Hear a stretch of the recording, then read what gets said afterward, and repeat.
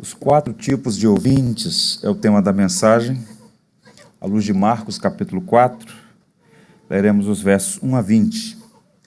Sermão baseado na parábola do semeador. Diz assim a palavra de Deus. Voltou Jesus a ensinar à beira-mar.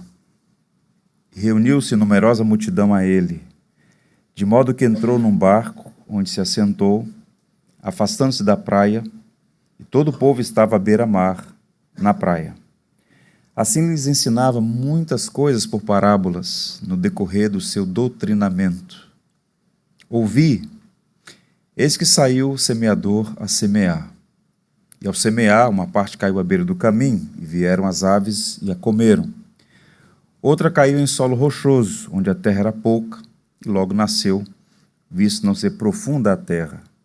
Saindo, porém, o sol a queimou, e porque não tinha raiz, secou-se. Outra parte caiu entre os espinhos, e os espinhos cresceram e a sufocaram, e não deu fruto. Outra, enfim, caiu em boa terra e deu fruto, que vingou e cresceu, produzindo a 30, a 60 e a 100 por um. E acrescentou: quem tem ouvidos para ouvir, ouça. Quando Jesus ficou só, os que estavam junto dele, com os 12, o interrogaram a respeito das parábolas. Ele lhes respondeu: a vós outros vos é dado conhecer o mistério do reino de Deus, mas aos de fora tudo se ensina por meio de parábolas, para que vendo, vejam e não percebam, e ouvindo, ouçam e não entendam, para que não venham a converter-se e haja perdão para eles. Então lhes perguntou: não entendeis esta parábola e como compreendereis todas as parábolas? O semeador semeia a palavra.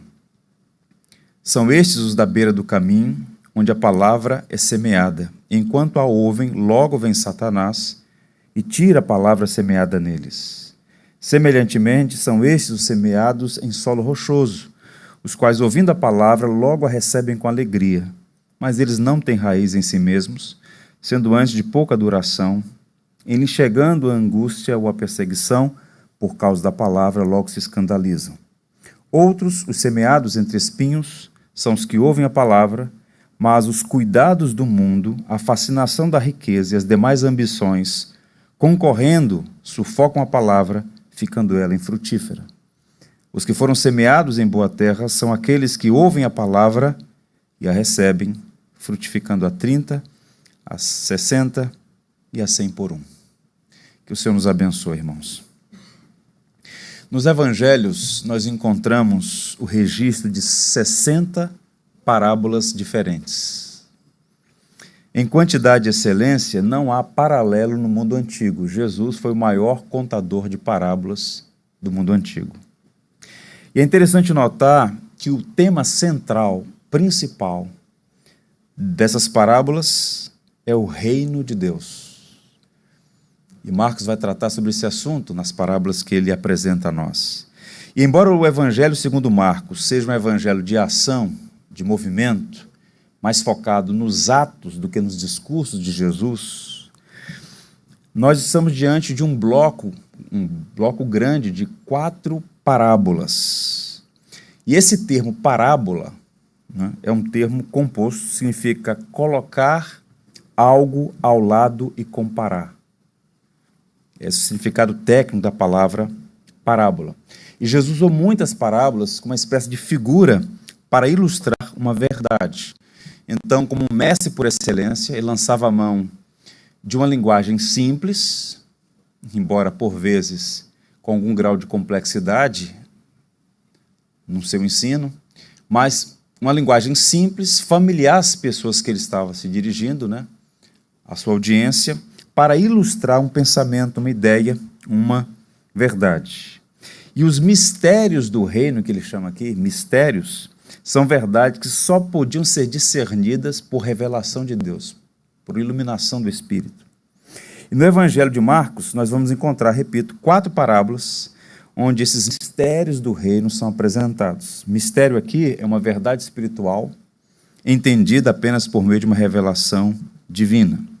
E essa sessão ela tem uma estrutura muito interessante. Observem que os dois primeiros versos formam uma espécie de introdução. E os últimos versos, 33 e 34, uma conclusão. E o verbo presente aqui, o mais importante na estrutura dessa parábola, é o verbo ouvir.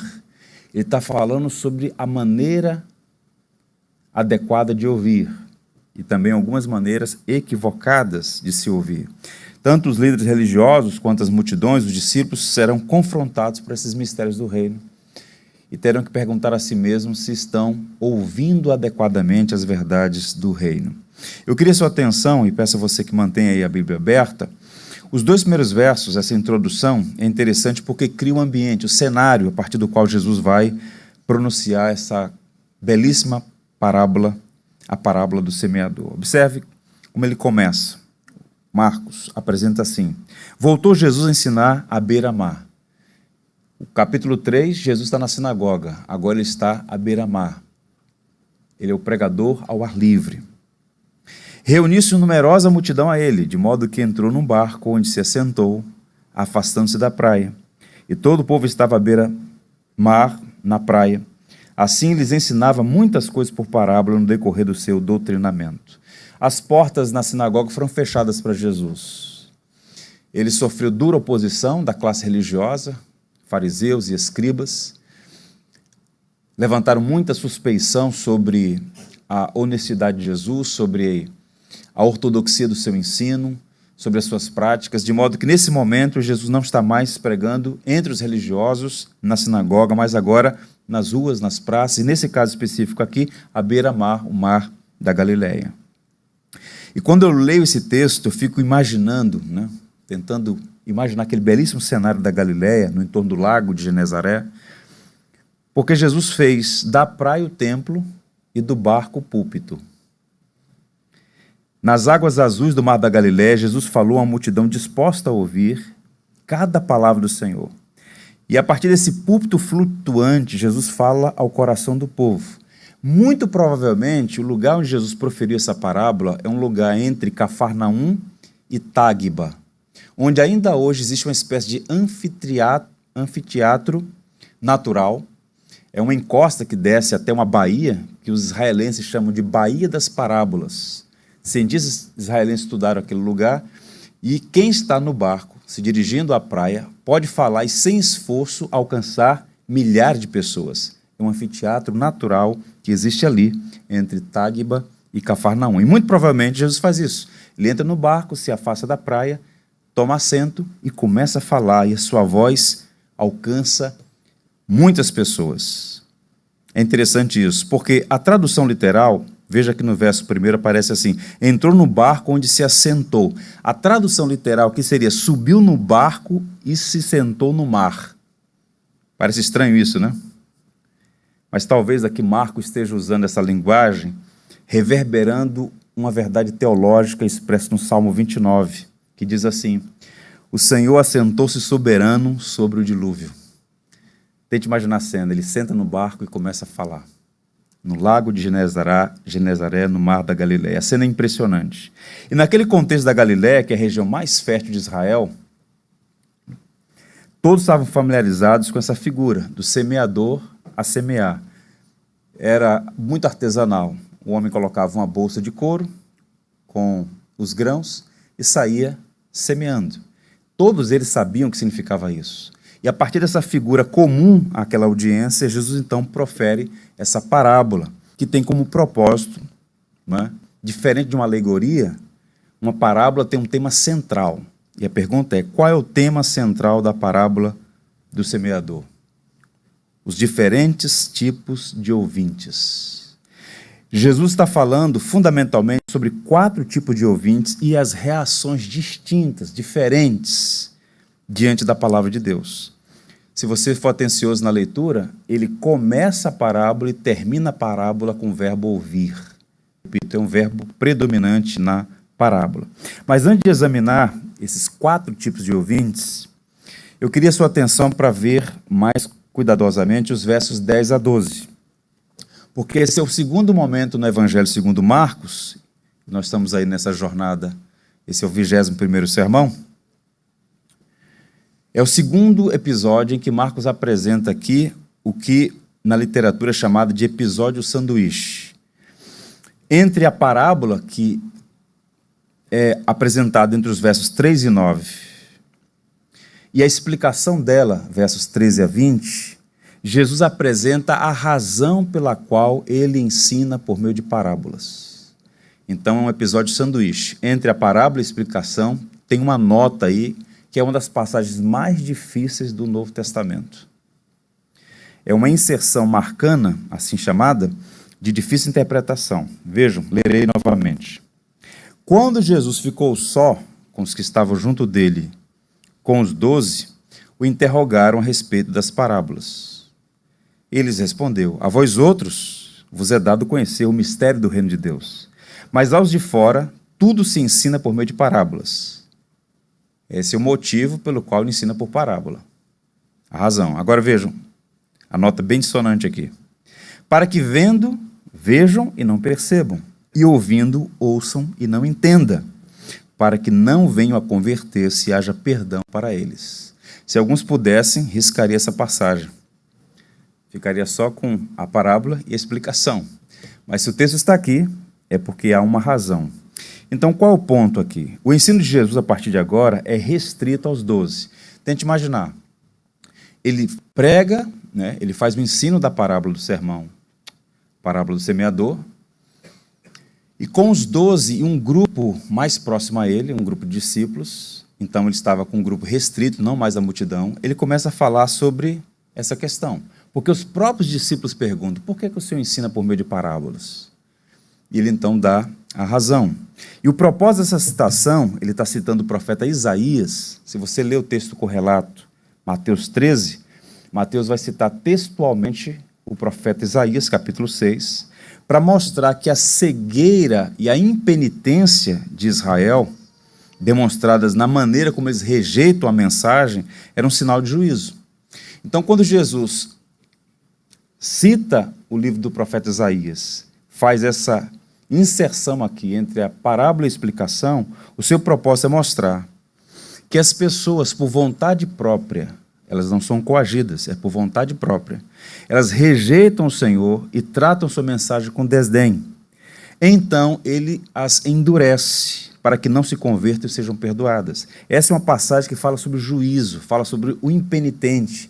E boa parte daquela audiência, e observe que há 4 tipos de ouvintes nessa passagem, boa parte daquela audiência era constituída de pessoas que estavam ouvindo de forma inadequada.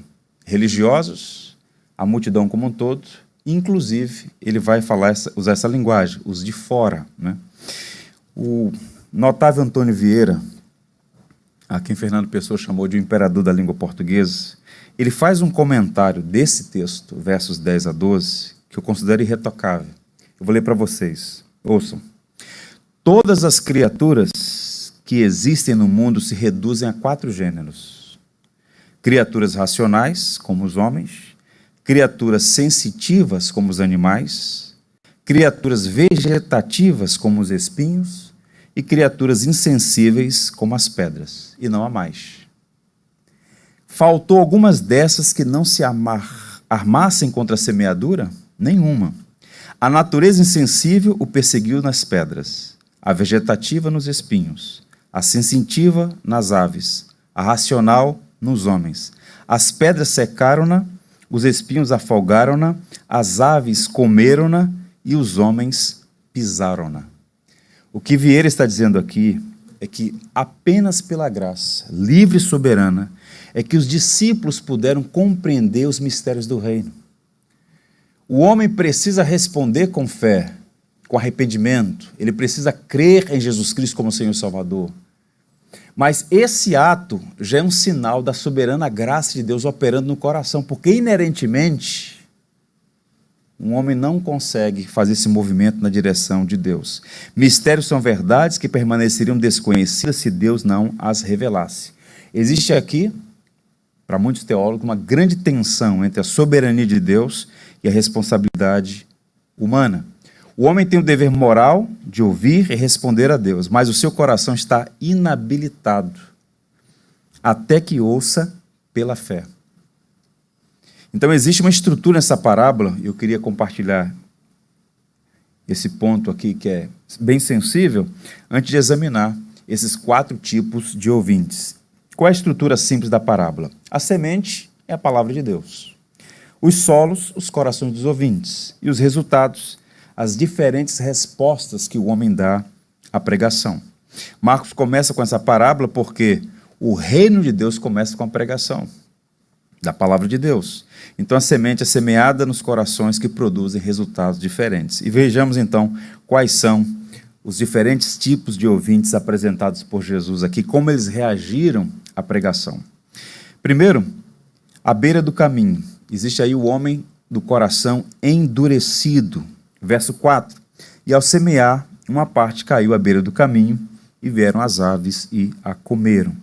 No mundo antigo, diferente de hoje em dia, as estradas não contornavam a propriedade. Quando você viaja, por exemplo, eu fiz uma viagem recente agora para o Mato Grosso do Sul, você viaja quilômetros, de um lado e de outro, plantação. E a estrada corta a plantação. Pois bem, nenhum agricultor lançaria de propósito, as sementes no chão batido. Aquele chão onde as pessoas caminhavam no meio da propriedade, eles ficavam pisoteados, endurecidos. Eventualmente, esse semeador lançando as sementes, um ou outro grão poderia cair no caminho, pisoteado, porque era um caminho de passagem. Mas aquela semente que ficou ali na superfície não pode germinar porque o chão está endurecido. Então Jesus está falando que algumas sementes caem em corações pisoteados, endurecidos, refratários, onde há uma resistência muito grande. Muitas pessoas, observem, tiveram a oportunidade de ouvir a pregação de Jesus, inclusive aqueles que queriam matá-lo. Foram testemunhas do poder de Deus, curando, libertando. Eles ouviram em loco a pregação de Jesus, mas o coração continuou refratário, endurecido, como aqueles que ouvem de forma inadequada. E a pergunta é, será que Jesus não sabia pregar? Será que Jesus não tinha talento para comunicar as verdades? Para citar Vieira mais uma vez, ele diz, o problema não estava no semeador, nem tampouco na semente, mas no solo, o coração do homem. E no verso 15, para que não haja nenhuma dúvida, ele diz então ele explica a própria parábola, no verso 15, o que seria esse coração endurecido. São estes os da beira do caminho, onde a palavra é semeada. E enquanto a ouvem, logo vem Satanás e tira a palavra semeada neles. As aves aqui representam Satanás e seus agentes, cuja estratégia é desviar a atenção dos ouvintes, para que não compreendam.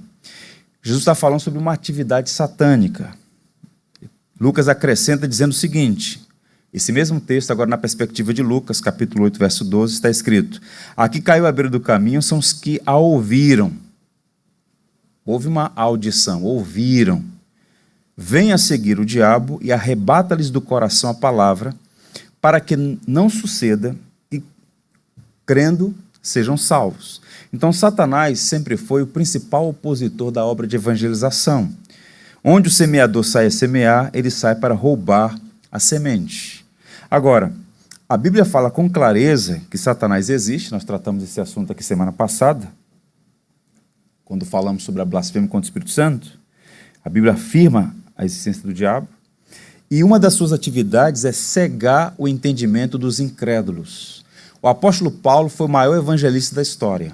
Plantou igreja em várias partes do antigo Império Romano, era um evangelista, amava o seu povo judeu, pregava a eles, pregava aos gentios, a tempo e a fora de tempo. E o apóstolo Paulo percebeu claramente que o sucesso na pregação deve ser atribuído totalmente à ação do Espírito Santo trabalhando no coração do ser humano. Porque esse coração é duro, esse solo rochoso, e também existe uma atividade maligna nesse processo, de entorpecimento, de embotamento das faculdades mentais, e para que não haja uma recepção do Evangelho. Ele fala claramente aos Coríntios, dizendo assim, na segunda carta, mas se o nosso Evangelho ainda está encoberto, é para os que se perdem que está encoberto, nos quais, ouçam, o Deus deste século cegou o entendimento dos incrédulos para que não resplandeça a luz da glória de Cristo, o qual é a imagem de Deus. Paulo diz que Satanás é o Deus deste século, cuja atividade é cegar o entendimento dos incrédulos para que não vejam o evangelho da glória de Cristo. Essa é uma atividade maligna, é uma realidade, mas isso não exime o homem de sua responsabilidade. Eu costumo sempre dizer aos irmãos, tenho dito aqui com relativa frequência, que o pecador não é vítima, ele é um agente responsável por suas escolhas. E quando nós lemos o texto de Isaías, que é citado por Marcos aqui indiretamente, e pelo profeta e por Mateus, de forma mais ampla, fica evidente, portanto, que essa atividade maligna, ela só é bem-sucedida porque há uma indisposição dos pecadores para com a verdade do Evangelho. O homem é inerentemente inclinado a não ouvir, no sentido de acatar, obedecer a palavra de Deus.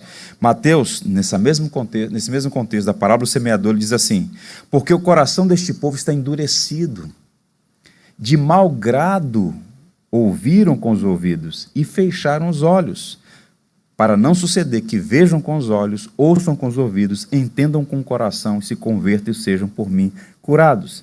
Então ouçam, as pessoas ouvem e não compreendem, porque o coração é impenetravelmente duro, o pecado impermeabilizou a alma delas. Então a mensagem entra por um ouvido, sai pelo outro. O que foi dito pelo salmista acerca dos ídolos também se aplica a certos ouvintes.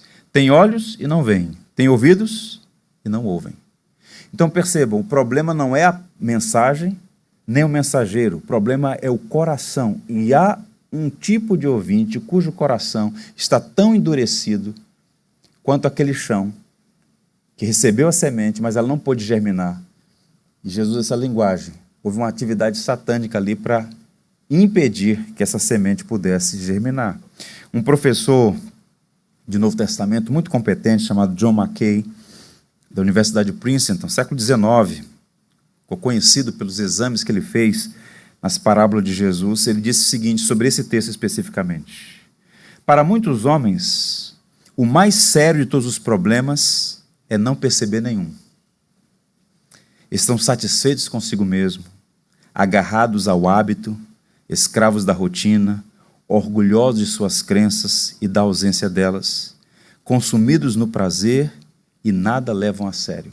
Você já parou para pensar a quantidade de pessoas no mundo como o nosso, de informação absurdamente veloz, de acesso a conteúdos dos mais variados, a quantidade de gente que, uma vez exposta ao Evangelho, continua refratente?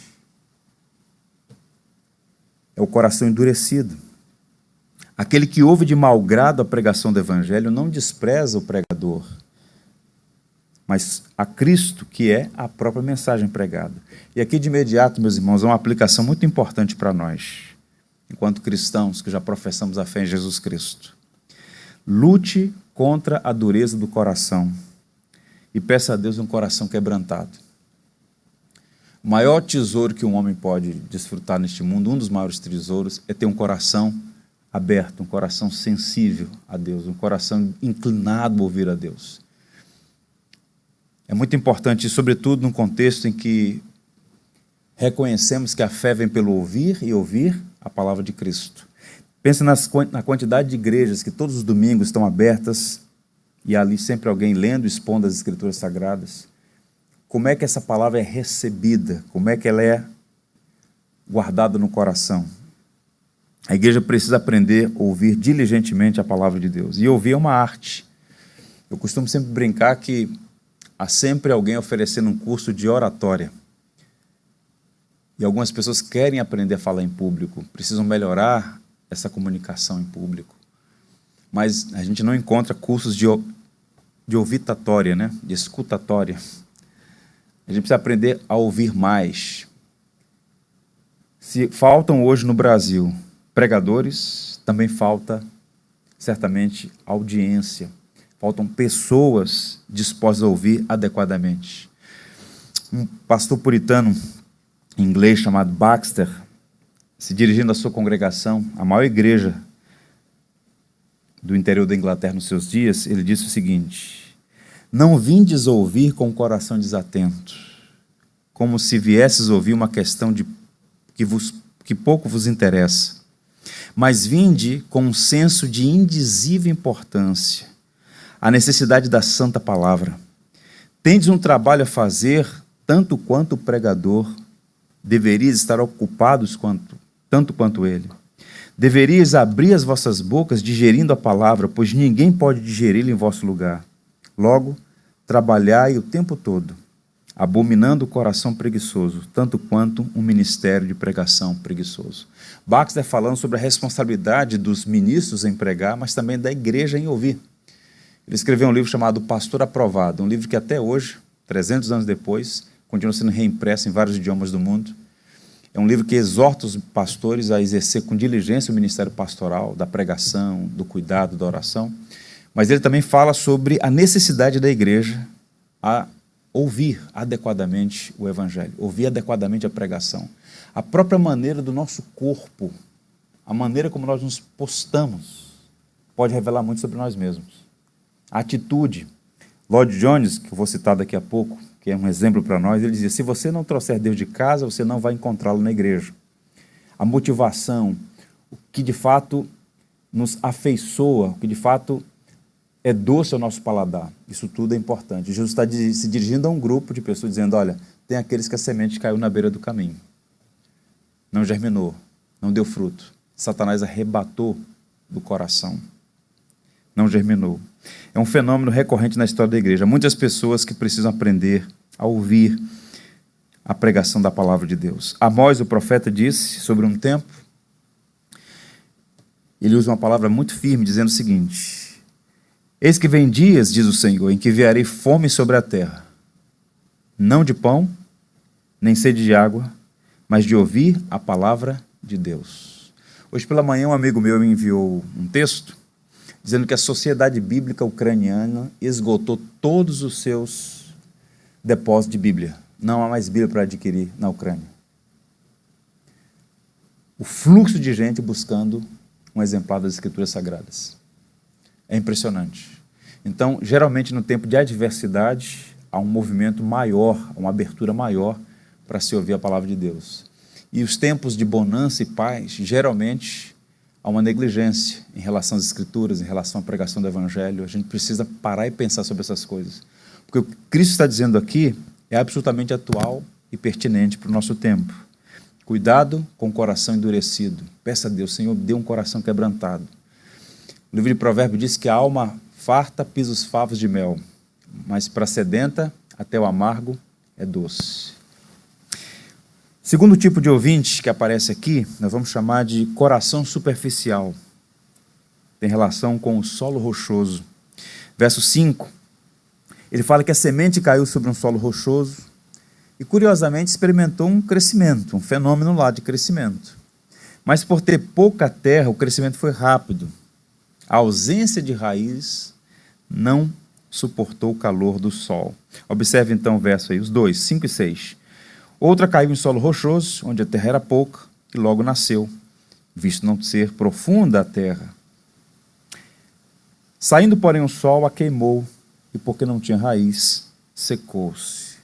Em algumas partes da Galileia, havia uma camada de calcário de xisto, abaixo da superfície, que criava uma espécie de bloqueio, né? Impermeabilizava o solo. Então, esse solo raso impediu o aprofundamento das raízes.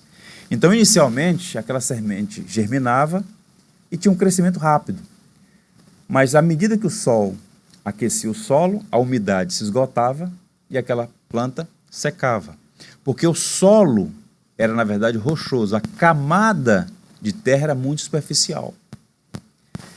Isso é interessante notar. Jesus está falando sobre o ouvinte inconstante, emocionalmente frágil. É aquela pessoa que recebe com alegria, mas por pouco tempo, visto não ter raízes. Então, a falta de estabilidade indica a ausência de raízes. A alegria passageira dá logo lugar à apostasia, à deserção. Porque atrás da fina camada de terra há uma pedra dura, impenetrável, que impede o desenvolvimento da raiz. E uma evidência dessa instabilidade é a atitude da pessoa, do ouvinte, diante de dois fenômenos inevitáveis ao cristianismo, inevitáveis aos discípulos de Cristo: angústia e perseguição. Observe a explicação que Jesus dá. Por que é que esse ouvinte recebe com alegria, mas logo abandona? Versos 16 a 17, o próprio Cristo explica a parábola. Semelhantemente, são estes os semeados em solo rochoso, os quais, ouvindo a palavra, logo a recebem com alegria. Mas tem um adversativo aí. Verso 17. Mas eles não têm raiz em si mesmos, sendo antes de pouca duração. E o motivo da deserção? Em lhe chegando a angústia ou a perseguição por causa da palavra, logo se escandalizam. Então o vento frio da oposição, o calor intenso das provações secam a semente. Essa semente, essa planta que surgiu rapidamente, não tem raiz, e logo, por conta da provação, ela seca, ela murcha. E Jesus dá a explicação. As provações aqui apontadas são de duas naturezas: angústia e perseguição. Então, todo o Evangelho segundo Marcos, ele vai trabalhar essa questão do custo do discipulado. Seguir a Jesus tem um custo. Ele falou, no capítulo 3, inclusive, sobre implicações custosas no ambiente da família. Quem não amar pai, mãe, irmão, irmãs, mais do que a mim não é digno de ser meu discípulo. Ou seja, há implicações e custos, inclusive, no ambiente da família. E certamente abraçar o Evangelho vai gerar algumas angústias nos seus discípulos. Eles também serão perseguidos, como Jesus Cristo falou de uma forma muito clara. Então essas provações todas, essas lutas pelas quais o cristão passa por causa do Evangelho, nós estamos falando de questões frívolas, triviais, mas questões relacionadas às implicações do Evangelho na vida prática. Aqueles que recebem o Evangelho de forma superficial não resistem a essas angústias e provações. É terrível para algumas pessoas descobrir, por exemplo, que por mais fiel que seja um servo de Deus, ele pode passar por momentos de privação, de perseguição, de ter inclusive uma morte violenta, como tantos cristãos, ainda hoje, por causa do Evangelho, passam por dias tão adversos. Eles não atentam para o fato de que Deus nunca prometeu isenção de tribulação. Ele prometeu sua presença. Então esse ouvinte de mente emocional tropeça na palavra ao descobrir que o mais santo dos cristãos não está imune à doença, tragédia, morte, embora haja muitos falsos profetas ludibriando as pessoas, os incautos, torcendo a verdade, prometendo que Deus não prometeu. Então é muito perigoso esse tipo de ouvinte, o ouvinte superficial, que recebe com muita alegria, mas não tem raiz, e quando surgem os problemas, logo abandonam a fé. O IBGE já tem hoje no Brasil um campo que é o evangélico não praticante. Outro dia eu estava conversando com meu filho sobre essas questões e comentei com ele sobre... Existem dois tipos de desviados, né? Existem os desviados da igreja e os desviados do mundo. Os desviados da igreja, essa é uma linguagem muito comum no cenário evangélico brasileiro, são aqueles que de fato passaram por uma conversão, pelo novo nascimento, de fato viveram na ambiência da fé cristã, né? A glória de ser membro do corpo de Cristo e tal, mas por algum motivo, né? Uma fraqueza moral, doutrinal, uma decepção, uma crise das mais várias naturezas, esse indivíduo pode se afastar do Evangelho. Eu conheço pessoas que passaram um longo tempo afastados, alguns voltaram na última hora, né? Então estão desviados e voltaram, desviados da igreja, desviados do caminho do Evangelho e voltaram. Mas existem os desviados do mundo. Eles pertencem ao mundo, passam uma temporada na igreja e voltam para o mundo, de onde nunca deveriam ter saído, no sentido de que não experimentaram um genuíno novo nascimento. Então, percebam, esses ouvintes que Jesus está apontando aqui, como não tendo raiz, e por causa das tribulações relacionadas ao Evangelho, abandonam a fé, é um tipo de ouvinte muito comum, sobretudo num país como o nosso, né? Onde os números são absolutamente estratosféricos, pensando em outros países do mundo, né? A quantidade de pessoas que confessam, sou cristão, sou cristã, membros de igreja, frequentando a igreja dominicalmente, mas de repente surge uma dificuldade e abandonam a fé. Qual é a aplicação para nós aqui? Eu queria deixar isso aqui como um tom pastoral. Busque crescer espiritualmente. Essa linguagem bíblica do novo nascimento, ela é uma metáfora muito rica, porque nós nascemos de novo, somos bebês espirituais, tomamos leite, até o momento que é preciso mudar a dieta, comer uma alimentação mais consistente e ganhar estatura, robustez espiritual. É impressionante a quantidade de gente em nossas igrejas que não demonstra uma fé consistente, madura. É sempre aquela fé instável, emotiva, circunstancial, sempre andando com muletas. É complicado, dificuldades de crescer espiritualmente. Há muita gente vivendo assim. Na verdade, esse é um tempo de superficialidade. Um livro clássico chamado Celebração da Disciplina, Foster diz assim: a superficialidade é a maldição de nosso tempo. A doutrina da satisfação instantânea é, antes de tudo, um problema espiritual. A necessidade urgente hoje não é de maior número de pessoas inteligentes ou dotadas, mas de pessoas profundas, com raízes, com consistência. E a gente percebe claramente a diferença entre um cristão superficial e um cristão que tem profundidade. Isso não tem a ver com inteligência, com habilidades, com talentos. Você encontra uma pessoa muito simples, mas amadurecida, né? Que não desperdiçou o sofrimento, que cresceu, que respondeu adequadamente diante das lutas pelas quais passou. Eu já testemunhei muitos casos assim, de ouvir um relato, de testemunhar um acontecimento e falar assim: está aí uma pessoa que dá evidências contundentes do novo nascimento, ou seja, uma fé robusta. No próximo dia 1º de março, completará 41 anos da morte do Dr. Martyn Lloyd-Jones. Ele foi, para muitos, o maior pregador de língua inglesa do século passado. Mais de 30 anos pregou na Capela de Westminster, em Londres. Um gigante da pregação. Ele se aposentou, ainda exerceu o ministério de pregação de conferências teológicas, mas depois adoeceu, contraiu uma doença terrível, um câncer, e sofreu muito com aquela doença.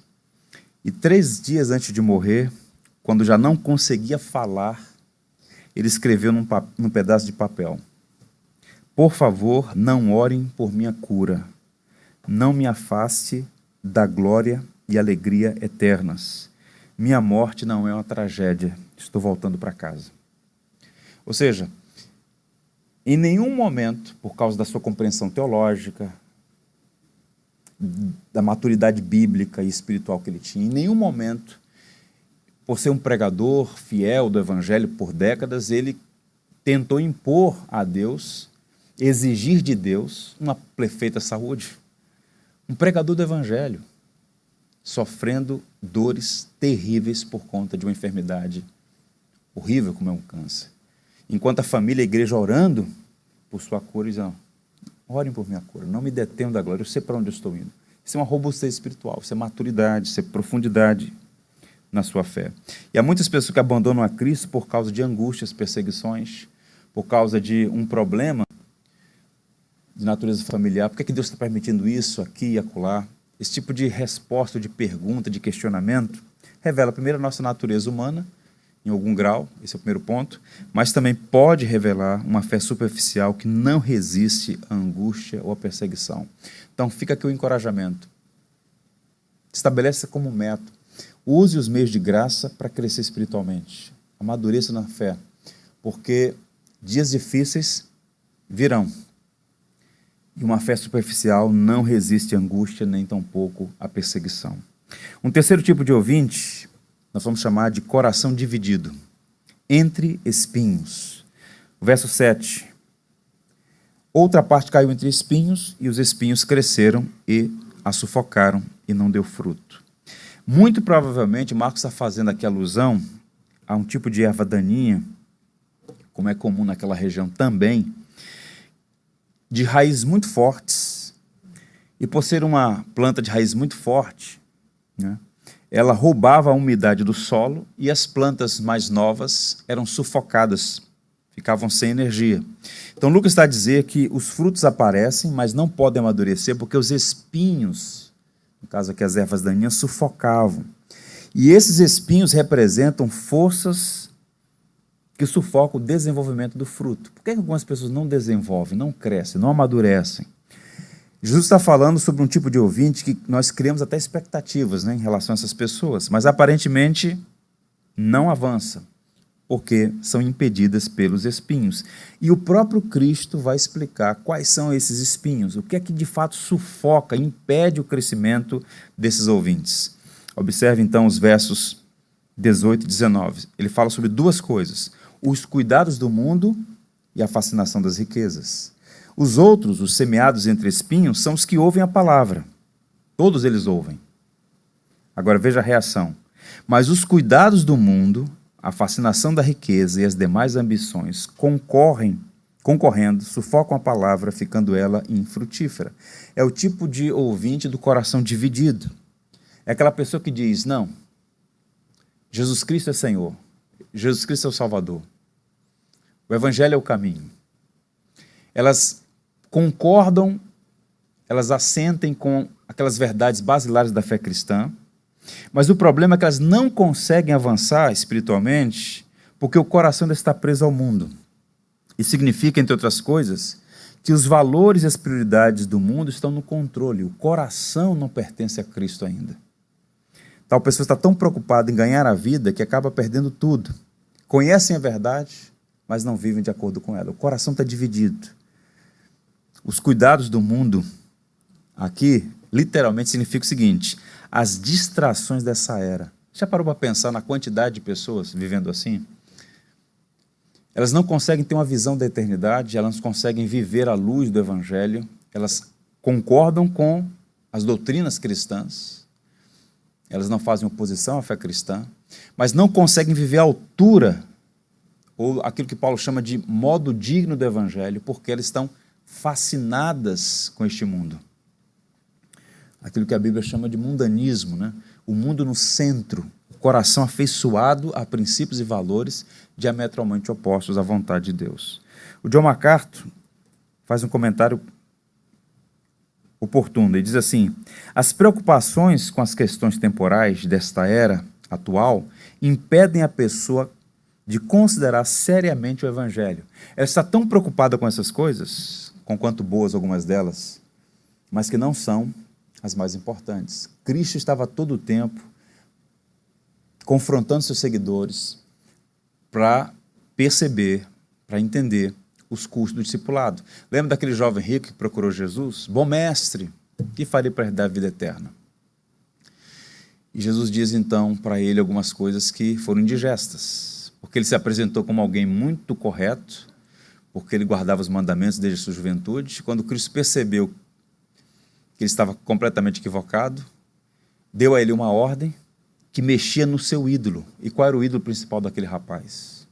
O seu coração estava nos tesouros dessa vida. Ele estava afeiçoado com as distrações dessa era. Isso nos remete à segunda razão que Jesus apresenta aqui, a fascinação das riquezas. Ele estava sempre alertando sobre isso, inclusive falando que não podia servir a Deus e a Mamon. Mamon é um termo aramaico para dinheiro, que Jesus dá aqui uma personalidade, né? Você não pode amar a Deus, servir a Deus e servir ao dinheiro. E há dois problemas gerais aqui. Primeiro, dinheiro e posses materiais não são capazes de satisfazer plenamente o coração. O magnata do automobilismo, né, o Henry Ford, uma vez perguntado, ele já estava na condição assim de um dos homens mais ricos do mundo à época, quanto mais era necessário, né, para sossegar. Chega, né? E então ele cunha uma frase que até hoje é objeto de estudo em alguma medida. Só mais um pouco. O caráter insaciável do dinheiro. Então esse fascínio que o dinheiro exerce sobre as pessoas, as riquezas e supostamente o que está agregado em torno disso, gera muitos problemas. Ele falou, alguns não avançam porque os cuidados deste mundo e a fascinação pelas riquezas sufocam a palavra. O desejo cega a pessoa com relação a questões espirituais e eternas. Elas não conseguem entender que vai chegar um dia, uma hora e um momento, que vão cruzar os portões da eternidade e no cemitério não há carro de mudança. Você vai do jeito que você entrou neste mundo. Então, o desejo de ficar rico tem levado muitas pessoas a naufragar na fé. Não é pecado ser rico. Na história da igreja você tem homens notáveis com muitos recursos que souberam lidar com isso, empregar adequadamente seus recursos como bons administradores daquilo que pertence de fato a Deus. Mas a maioria das pessoas, sonham em ficar ricas porque pensam em tudo que poderia fazer com dinheiro. Há um ídolo ali por trás. E elas são traídas pela síndrome do tio Patinhas, né? Quanto mais tem, mais querem e menos repartem. Aquele símbolo do tio Patinhas ali é uma teologia do dinheiro. Vou pregar um sermão aqui sobre o tio Patinhas.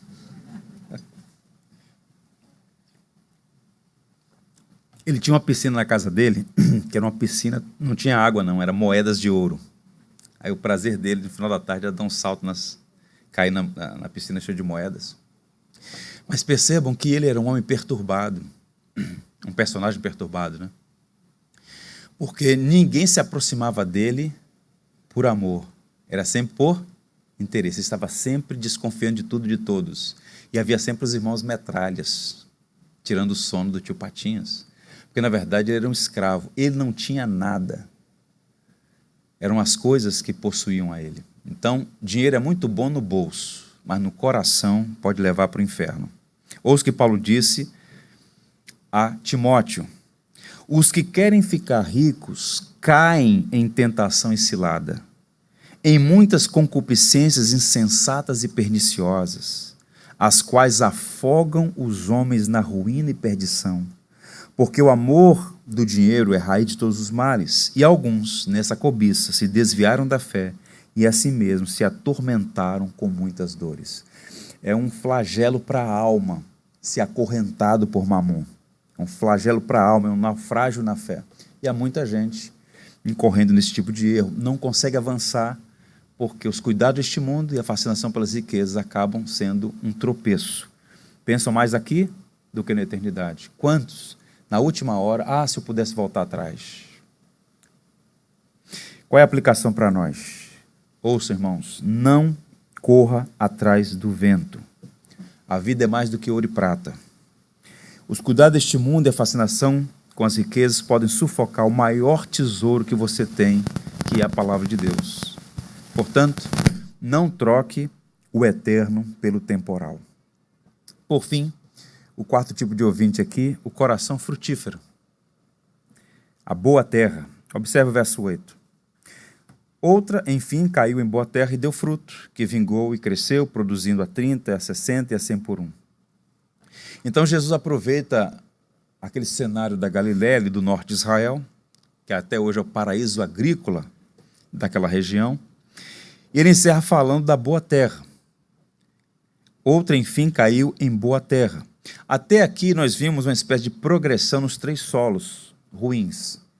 Em cada um a planta morre em um estágio mais avançado, mas agora Jesus fala do fruto que vingou e deu fruto.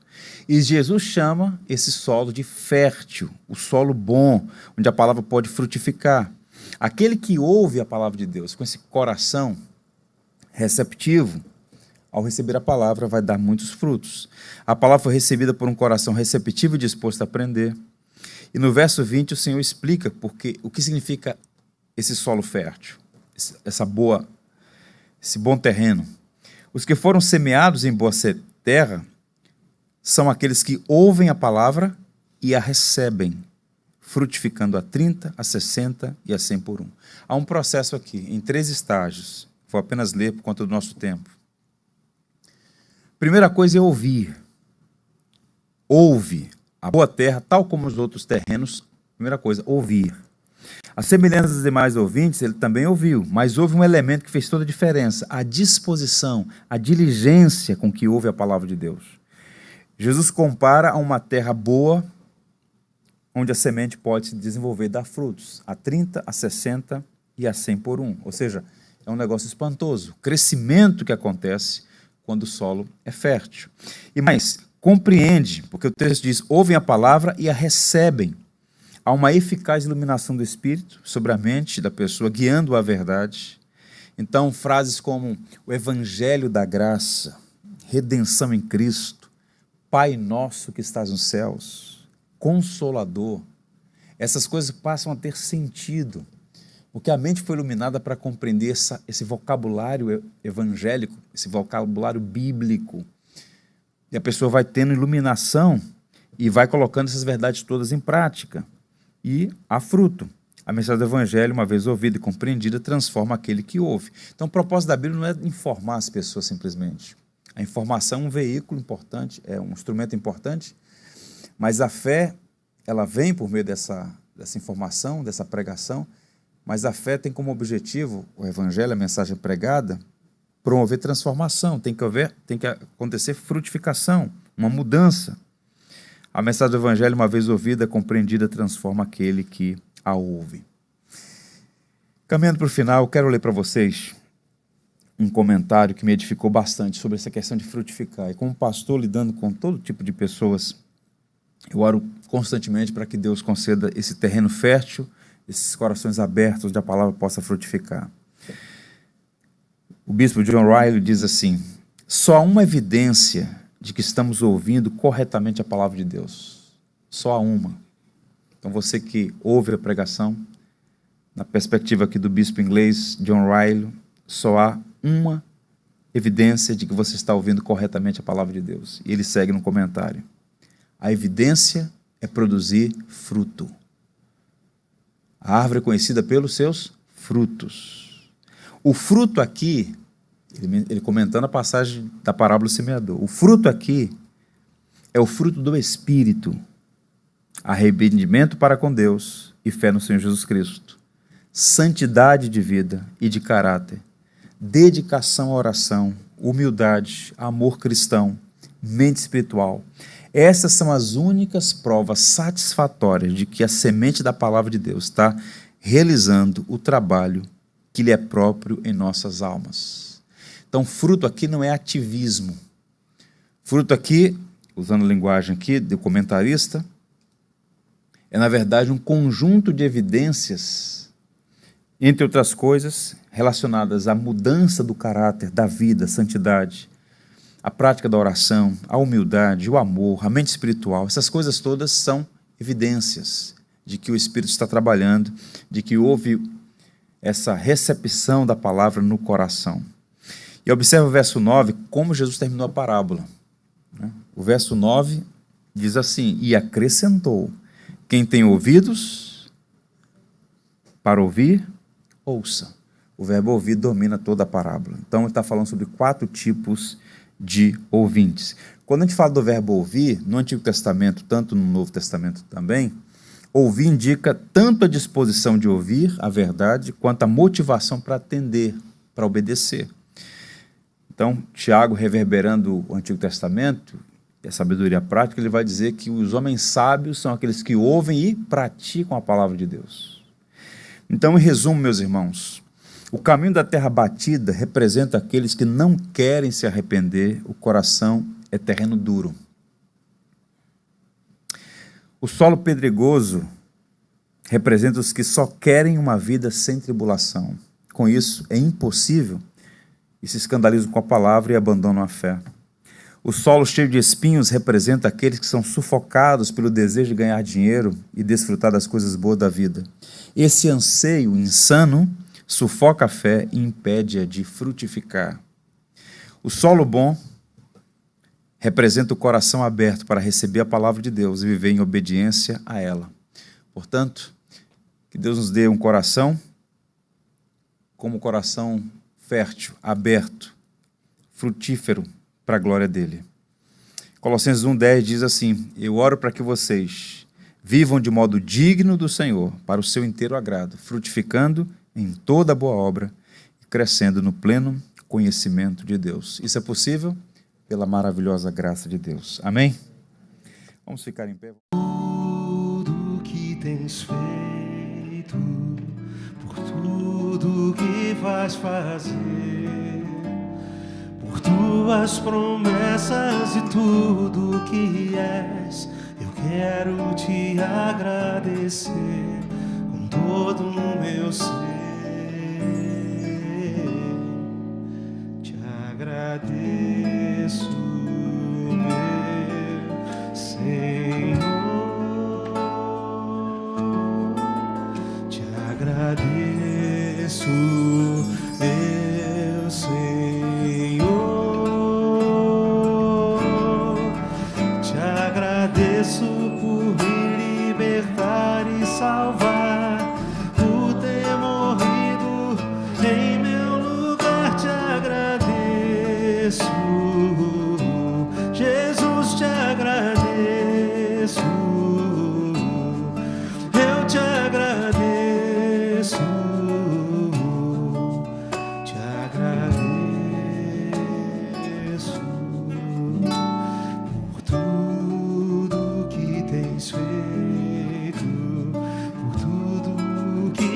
fazer, por tuas promessas e tudo que és.